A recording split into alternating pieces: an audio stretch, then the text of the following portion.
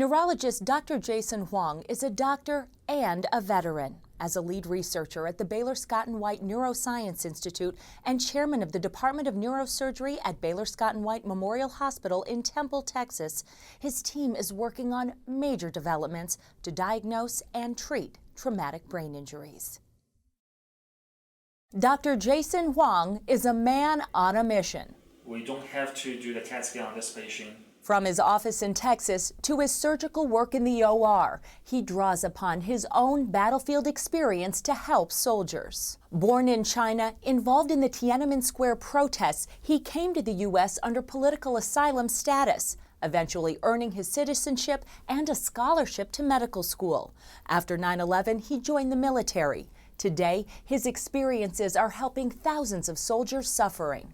In my practice, we see a lot of veterans not only have visible injuries, but also have invisible injuries. Invisible because traumatic brain injuries don't always show up on a CAT scan or MRI. The invisible injuries can cause damage to the axons, the fibers connecting the nerve cells, and those can be quite devastating. So you can impact someone's behavior. So much so that the symptoms of TBI often mirror those of PTSD or post-traumatic stress disorder.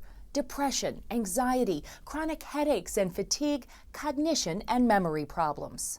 They don't appear normal, they can't get along with a family member, they have depression, and eventually end up in divorce. They couldn't hold on their jobs. Dr. Wong says TBI is often undertreated in veterans with PTSD, and on the battlefield, many soldiers suffered repeated head trauma. I think every time you have injury, you lower the threshold for the brain to sustain another injury. So if you don't let the brain recover, the accumulated effect can be quite devastating over time. Pastor John Beckling sees the effects firsthand. So they've got a dual trauma, so to speak, injury for the brain and then the experience of being blown up as you're going down doing your business.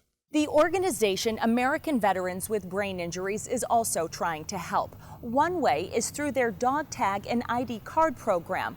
It offers veterans a quick way to communicate their emotional and physical burdens. Inside it says, "I am not mentally ill. I am an American veteran who suffered a traumatic brain injury." Dr. Wong is also working on new first-line medical treatment to stimulate the part of the brain damaged. We have something very exciting coming up, and it will be a first-line treatment for those veterans or for those soldiers.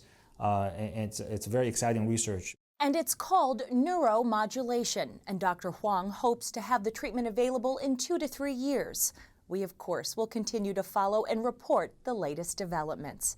For Daily RX News, I'm Rochelle Grossman.